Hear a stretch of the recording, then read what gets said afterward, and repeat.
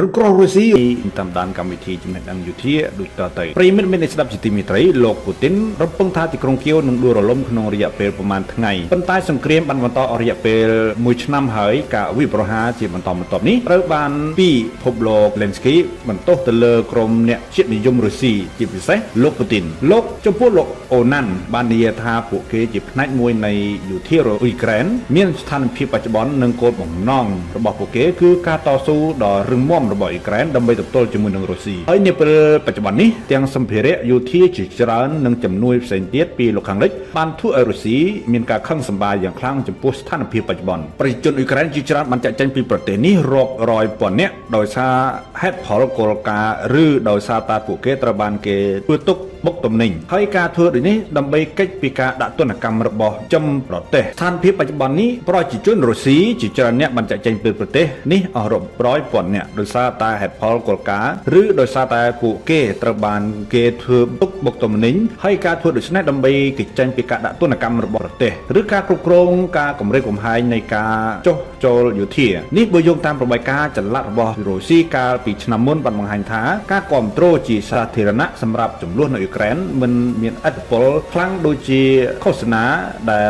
របបនេះសង្ឃឹមថានឹងយកឈ្នះលើអ៊ុយក្រែននោះទេមួយវិញទៀតថ្មីៗនេះកងកម្លាំងការពារជាតិបានវិប្រហារលើស្ថានីយ៍សង្គ្រាមចំនួន6រួមទាំងមជ្ឈមណ្ឌលក្របរំសេវចំនួន3និងប៉ុស្តិ៍គ្រប់គ្រងរបស់រុស្ស៊ីដោយយ៉ាងហោចណាស់ជនស៊ីវិលចំនួន6នាក់ត្រូវបានសម្លាប់នៅក្នុងរលកដ៏ធំនៃការវាយប្រហារដោយកាំជ្រួចរបស់រុស្ស៊ីនៅទូទាំងប្រទេសអ៊ុយក្រែនកាលដែលនៅក្នុងនោះ3នាក់ស្ថិតនៅក្នុងទីក្រុងកូសុនខាងត្បូងប្រទេសអ៊ុយក្រែនក្នុងរយៈពេលនៃការវាយប្រហារមុនថ្ងៃរះហើយការការពារដែនអាកាសរបស់អ៊ុយក្រែនបានបាញ់ទម្លាក់គ្រាប់ជាច្រើនរបស់រុស្ស៊ីយន្តហោះគ្មាននោះបើកនិងកាំជ្រួចរុស្ស៊ីបានបាញ់មីស៊ីលចំនួន81គ្រាប់រួមទាំងកាំជ្រួច Skin ចំនួន6គ្រាប់នេះបើយោងតាមក្រុមទាហានស៊ីស្នូលវ៉ាក់នើនិយាយថាខ្លួនបានគ្រប់គ្រងទាំងស្រុងនៅលើតំបន់នេះប៉ុន្តែយោធាអ៊ុយក្រែននិយាយថាខ្លួនបានបញ្ឈប់ការវាយប្រហារដ៏សាហាវរបស់រុស្ស៊ីនៅលើទីក្រុងភាគខាងកើតដែលកងកម្លាំងរុស្ស៊ីព្យាយាមដណ្ដើមយកទីក្រុងបាក់មុតនៅតំបន់ដូណេតភាគខាងកើតដែលបានក្លាយជាការផ្ដោតសំខាន់លើសមរភូមិដ៏វែងបំផុតនិងធំបំផុតចាប់តាំងពីសង្គ្រាមបានចាប់ផ្ដើមការឬរារាំងទាហានអ៊ុយក្រែនពីភាគីទាំង3រដ្ឋាភិបាលអ៊ុយក្រែនបានអាងថាខ្លួននឹងបន្តព្យាយាមកាន់កាប់ទីក្រុងនេះបើទោះបីជាការពិតក៏ដោយថាមនុស្ស100ទៅ200នាក់ត្រូវបានគេគិតថាស្លាប់ជារៀងរាល់ថ្ងៃវាពិបាកក្នុងការប្រជុំមុខនឹងការពិតនេះណាប្រិយមិត្តអ្នកស្ដាប់សូមបញ្ចេញមតិរបស់អ្នកនៅផ្នែកខាងក្រោមហើយកុំភ្លេចចុចប៊ូតុង Subscribe ដើម្បីទទួលបានវីដេអូថ្មីៗជាច្រើនទៀតសូមអរគុណជួបគ្នាក្នុងព្រឹត្តិការណ៍ព័ត៌មានក្រោយទៀតទាហានបេឡារុសបោបានបាញ់ទម្លាក់យន្តហោះរុស្ស៊ីជំរាបសួរទស្សនិកជនយើងខ្ញុំសូមជូនពរលោកអ្នកមានសុខភាពល្អសូមជម្រាបតាមកម្មវិធីចំណេះដឹងវិទ្យាដោយតទៅប្រិមិត្តអ្នកស្ដាប់ជាទីមេត្រីវាជារឿងមួយអាចបង្រួនចិត្តមហាអំណាចក្រុមបះបោបានអាចផ្លាស់ប្ដូរដំណើរនៃប្រវត្តិសាស្ត្រទូទាំងការបះបោក្នុងប្រវត្តិសាស្ត្របាននាំឲ្យមានព្រឹត្តិការណ៍ដ៏អស្ចារ្យជាច្រើនរបស់ពួកអូទៀមបានទម្លាក់រដ្ឋាភិបាលរបស់លោកពូទីនវលាស៊ីនកូក៏អស់សង្ឃឹមប្រឆាំងនឹងពួកអូទៀមក្រុមអូទៀមនៅប្រទេសបេឡារុសគឺជាការនិយាយរបស់ពិភពលោកដែលក្រុមអូទៀមអាចបាញ់ទម្លាក់យន្តហោះរបស់លោកពូទីនក្រុមនេះតើមានអ្វីកើតឡើងនៅប្រទេសបេឡារុសតើពួកអូទៀមអាចផ្លាស់ប្ដូរដំណើរនៃសង្គ្រាមដោយរបៀបណាយើងបានរៀបចំចម្លើយចំពោះសំណួរទាំងនេះសង្គ្រាមរវាងរុស្ស៊ីនិងអ៊ុយក្រែនចាប់ផ្ដើមអ្នកជំនាញអ្នកទំនងអន្តរជាតិទាំងអស់បានចាប់ផ្ដើមនិយាយអំពីបេឡារុសពីព្រោះបេឡារុសបានមានទំនាក់ទំនងនយោបាយចម្លែកណាស់ដូច្នេះអ្វីដែលធ្វើឲ្យបេឡារុសមានសារៈសំខាន់សូមយើងរំលឹកឡើងវិញនៅចំណេះដឹងរបស់យើងអំពីបេឡារុសដើម្បីឆ្លើយចំនួននោះបេឡារុសត្រូវបានបង្កើតឡើងនៅក្នុងឆ្នាំ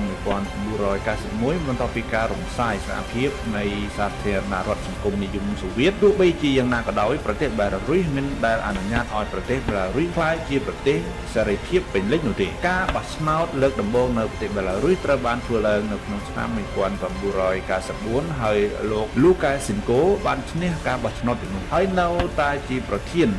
នាធិបតី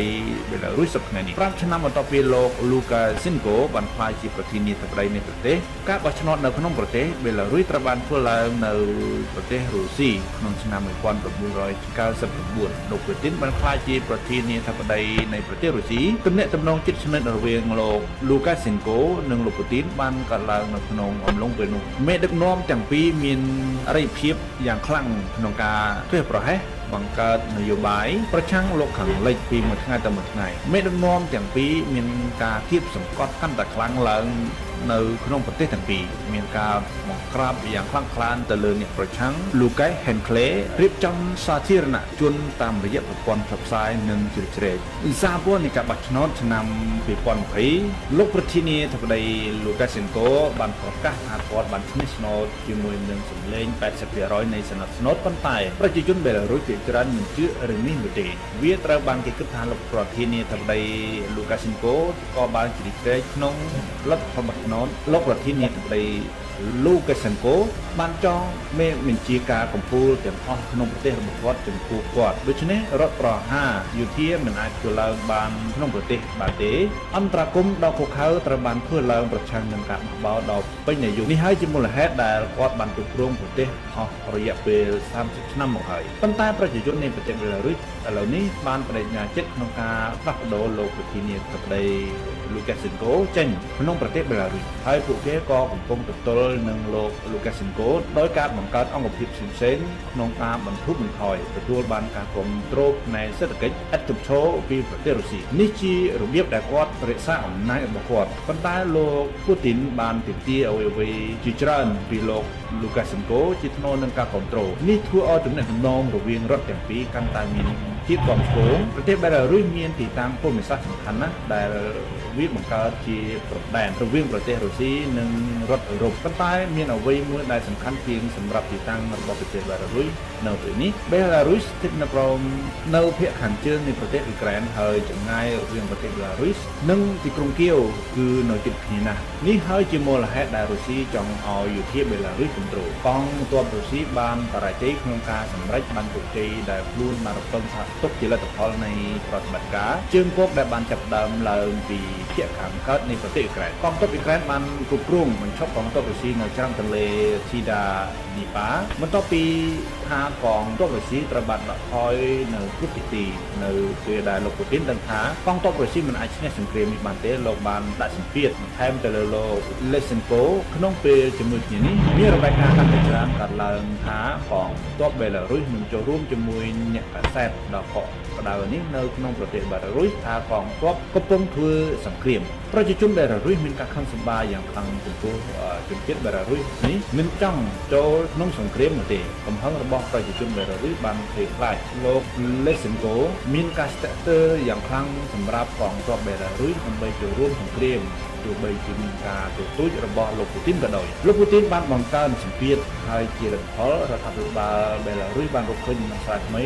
កងទ័ពរុស្ស៊ីបានចាប់ផ្ដើមធ្វើសម្ពយុទ្ធនៅអាកាសយានដ្ឋានយោធាបេឡារុសនៅប្រទេសបេឡារុសក៏បានបើកចំហចំពោះកងទ័ពអាកាសរុស្ស៊ីកងទ័ពរុស្ស៊ីបានចាប់ផ្ដើមចូលប្រទេសបេឡារុសប៉ុន្តែនេះត្រូវបានជួបជាមួយផងដែរប្រតិបត្តិរបស់ប្រជាជនបេឡារុសហើយថ្ងៃនេះប្រជាជនបេឡារុសក៏បានធ្វើអ្វីមួយបានផ្លាស់ប្ដូរដំណើរសង្គ្រាមមានអ្នកគ្រប់គ្រងរុស្ស៊ីចំនួន7នាក់នៅឯអាកាសយានដ្ឋានមួយនៅជិតរដ្ឋធានីដ៏គួរឲ្យភ័យខ្លាចនៃយន្តហោះទាំងនេះត្រូវបានចាប់ផ្ដើមហោះហើរឆ្ពោះទៅកាន់ដែនអាកាសអ៊ុយក្រែនភ្លាមៗបន្ទាប់ពីយន្តហោះចម្បាំង50គ្រឿងបានចូលដែនអាកាសអ៊ុយក្រែនម៉ាស៊ីនរបស់វាចាប់ផ្ដើមឆេះអ្នកបើកបរយន្តហោះរុស្ស៊ីគិតថាមូលហេតុនៃអគ្គិភ័យនេះគឺយន្តហោះគ្មាននឹងបើករបស់កងទ័ពអ៊ុយក្រែនបានបើកអ្នកបើកយន្តហោះនោះបានចុះចតយ៉ាងលឿនប៉ុន្តែចុះចតនៅអាកាសយានដ្ឋានយន្តហោះបានធ្លាក់នឹងបែរជាបំណែកយន្តហោះរុស្ស៊ីបានបំផ្លាញព័ត៌មានដំបូងដែលលេចចេញជាលទ្ធផលនៃឧបទ្ទវហេតុនេះគឺយន្តហោះរុស្ស៊ីត្រូវបានបំផ្លាញដោយយន្តហោះគ្មានបើកដែលជាកម្មសិទ្ធិរបស់កងទ័ពអ៊ុយក្រែនប៉ុន្តែមិនយូរប៉ុន្មានការគិតបានចេញមកការប្រឆាំងសង្គ្រាមសម្បត្តិមួយដែលកំពុងមានមូលដ្ឋាននៅប្រទេសបេឡារុសបានប្រកាសអំពីការបំផ្លិចបំផ្លាញប្រឆាំងនឹងតំបន់សូវៀតជំនាញតាមរយៈអូស្ការទីប្រឹក្សាជាន់ខ្ពស់របស់មេដឹកនាំប្រឆាំងនិរទេសរបស់បេឡារុសលោកសេវេតដាណាបាននិយាយទៅលើប្រព័ន្ធផ្សព្វផ្សាយសង្គមអ្នកគ្រប់គ្រងរបស់យើងបានជិះថាប្រតិបត្តិការពិសេសដើម្បីបំផ្ទុះយន្តហោះរុស្ស៊ីដល់បន្តនៅឯមូលដ្ឋានអាកាសនៅសំណាងនៅ ចិត្តមីនបានទទួលជោគជ័យនេះត្រូវបានចាត់ទុកថាជាប្រតិបត្តិការបំផ្លាញដោយជោគជ័យបំផុតចាប់តាំងពីការចាប់ផ្ដើមនៃសង្គ្រាមដោយសារតែនៅក្នុងប្រតិបត្តិការនេះយន្តហោះទំនើបបំផុតរបស់កងទ័ពរុស្ស៊ីត្រូវបានបំផ្លាញវាត្រូវបានគេដឹងថាយន្តហោះរុស្ស៊ីប្រភេទ A50 មានតម្លៃ330លានអឺរ៉ូបន្ទាប់ពីព្រឹត្តិការណ៍នេះយោធារុស្ស៊ីបានបង្កើនវិធីការសន្តិសុខនៅឯមូលដ្ឋានយោធានៅទីបារារីគ្រប់គ្នាចាប់ផ្ដើមនឹងឆ្ងល់អំពីតសញ្ញាណរបស់ពួកឧទាមដែលរៀបចំប្រតិបត្តិការព័ត៌មានអំពីវិវាទឧទាមនោះក្រុមឧទាមចាញ់ដោយឈ្មោះ Big Police ដែលរៀបចំប្រតិបត្តិការព័ត៌មានអំពីវាជំនោះក្រុមឧទាមនេះមានឈ្មោះថា Big Police ដែលរៀបចំតាមរយៈ Telegram ពួកឧទាមញឹកទាំងនេះចង់ឲ្យបេឡារុយឈប់ជាប្រទេសសេរីសម្រាប់រឿងនេះពួកគេកំពុងប្រយុទ្ធប្រឆាំងនឹងលូកាសេនកូហើយលោកពូទីនត្រូវបានរាយការណ៍ថាកំពុងរៀបចំកម្មវិធីថ្មីនៃអង្គភាពប៉ូលីសដែលត្រង់នឹងលូកាសេនកូកំពុងធ្វើយ៉ាងលំបាកដើម្បីកំណត់អត្តសញ្ញាណសញ្ជាតិប៊ីបូឡាអ្នកប្រប្រាស់ប្រព័ន្ធផ្សព្វផ្សាយសង្គមរាប់ពាន់អ្នកដែលនៅក្នុងប្រទេសបារារីកំពុងផ្ញើសារគាំទ្រដល់ក្រុមប៊ីបូឡាលូកាសេនកូកំពុងជួបប្រទះនៅថ្ងៃដ៏លំបាកទីច្បាប់របស់គាត់ដែលជាលទ្ធផលនៃបដិហេតុបំផិតបំផាញទាំងនេះនៅក្នុងប្រទេសបារារីភាពវិបត្តិសង្គមថ្មីនៅក្នុងប្រទេសគឺខ្ពស់ណាស់បារារីឥឡូវនេះប្រជាជនចង់ឲ្យរបបលុកសែនចប់នេះគឺរំខានដល់ផែនការរបស់លោកពូទីនបានដឹងថាគាត់មិនអាចធ្វើប្រតិបត្តិការយោធាឆ្លងកាត់ប្រទេសបារារីបានទេនេះបានធ្វើឲ្យមានការព្រួយបារម្ភយ៉ាងខ្លាំងចំពោះវិធីសាស្ត្ររបស់លោកពូទីននៅក្នុងការឈ្នះសង្គ្រាមនេះការដួលរលំម្ដងមួយរុស្ស៊ីកំពុងចាញ់សង្គ្រាមអ៊ុយក្រែនកងទ័ពបន្តប្រតិបត្តិការរបស់ខ្លួនប្រឆាំងនឹងកម្លាំងរបស់រុស្ស៊ីប្រតិបត្តិការទាំងនេះកំពុងធ្វើឲ្យពួកគេដែលចង់ចាប់ផ្ដើមការបោះបោប្រឆាំងនឹងរុស្ស៊ី Boulder ការបោះបោនៅប្រទេសរុស្ស៊ីនិងបេឡារុយកំពុងកើនឡើងជារៀងរាល់ថ្ងៃកងទ័ពអ៊ុយក្រែន ISON ជិតដល់ទីបញ្ចប់នៃជំនះនេះតើអ្នកគិតយ៉ាងណាចំពោះពួកឧទាមដែលមិនមានភាពជិតយ៉ាវតើអ្នកគិតថាវានឹងប៉ះពាល់ដល់ដំណើររាមនិងកងទ័ពរុស្ស៊ីដែរឬទេចាក់ចេញពីបេឡារុយតើអ្នកគិតយ៉ាងណាចំពោះលូកាសេនកូប្រិយមិត្តអ្នកស្ដាប់សូមបញ្ចេញមតិរបស់អ្នកនៅក្នុងក្រោមហើយកុំភ្លេចចុចប៊ូតុង Subscribe ដើម្បីទទួលបានវីដេអូថ្មីៗជាច្រើនទៀតសូមអរគុណជួបគ្នាក្នុងព្រឹត្តិការណ៍ព័ត៌មានក្រោយទៀត